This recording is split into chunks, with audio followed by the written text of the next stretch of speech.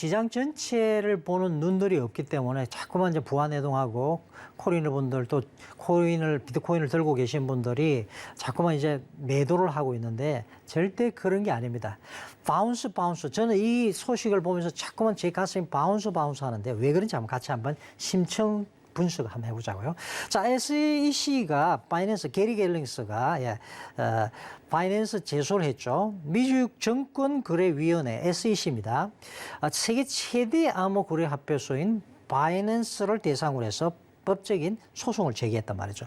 리플을 지금 3년 끌고 가고 있는데 또 이런 짓을 했다고 생각을 하시잖아요. 자, 근데 왜 그런지 같이 한번 가보시자고요. 자, 제소의 기본적인 이유는 뭐냐? 정권법 위반했다는 거예요. 얘는 자꾸만 정권으로 가져오고 싶어 해요. 누가요? 그렇죠. 정권거래위원회에서는 자기 안에 들어오고 싶어 합니다. 여러분, 우리나라 시장에 제가 말씀드렸죠. 앞에. 업비트 같은 경우에 거래 수익만 해도 순수익만 3조 2천억 원대입니다. 그러니까 엄청난 시장이죠. 미국 시장이면 더 하겠죠. 그죠? 그러니까 당연히 SEC에서 탐을 낼 수밖에 없다. 어쨌든 정권으로 넣어야지만이 그렇죠. 수수료나 이런 걸 자기들이 챙기고 제도권으로 묶어 놓을 수 있겠죠. 어쨌든 이렇게 해서 정권법 위반이니까 미국 시민이 기관에 등록하지 않은 플랫폼에 거래할 수 있는 거 이거 안 되는 거 아니야. 그러니까 너희들 정권법 위반이야. 이게 이야기죠. 그죠? 그리고 또 하나. 야, 너희들 법적으로 내가 볼 때 너 투명성이 없어. 너 비리가 많아. 이 이야기를 하는 거예요. 그래서 바이낸스 운영에 대한 투명성 및 규제 감독에 대한 부족에 대해서 상당한 우려를 제기하고 있어요. 이 부분 조금 더 같이 가면서 한번 짚어볼게요. 자, 이 부분에 대해서 바이낸스가 부인이 아닙니다.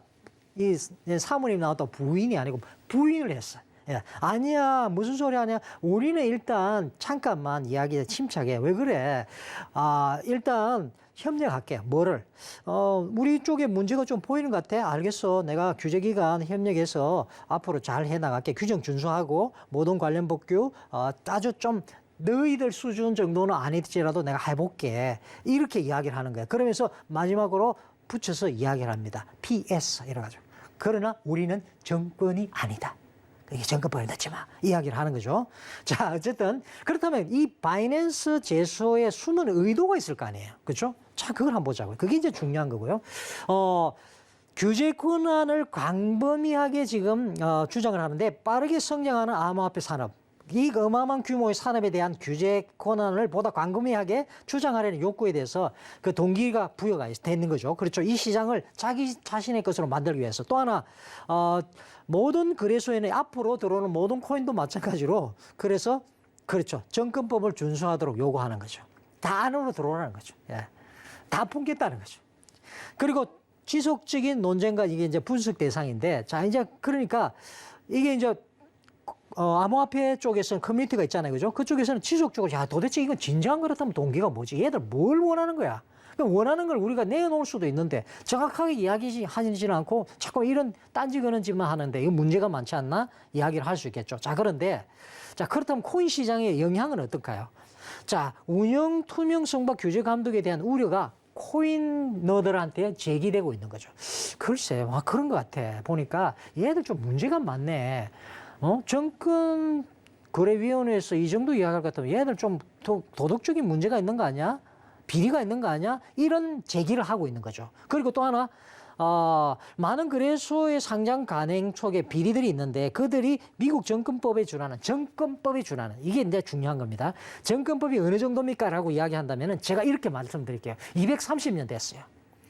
그 당시에 정권 중개인하고 24명의 사람이 월가 68번지에 모여가지고 플라타너스 나무 아래서 그들이 법을 만듭니다. 230년. 그러니까 그런데 미국 정권법은요 굉장히 개인 투자자 위주로 되어 있습니다. 중심이 뭐라고요? 우리나라하고 좀 달라요. 개인 투자에 상장하는 기업이 아닙니다. 그래서 굉장히 그런 부분이 굉장히 유리한 부분이 많은데 그런 수준의 법이 230년 묵은 법이 얼마나 많은 개정이 이루어졌겠습니까? 그런 눈으로 보고 있는 거죠.